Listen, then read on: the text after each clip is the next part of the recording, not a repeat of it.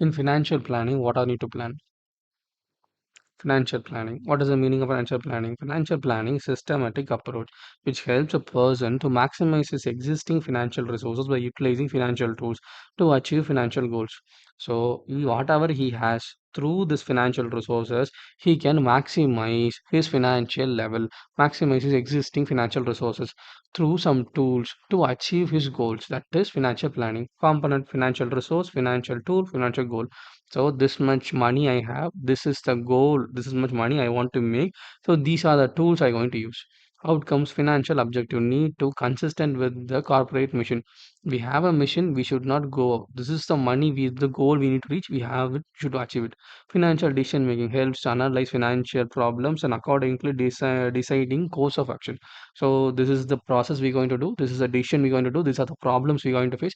For this problem, if it comes, what is the course of action we're going to take? That is the things we're going to take regarding financial decision making. Financial measures, ratio analysis of cash flow statements are used to evaluate performance.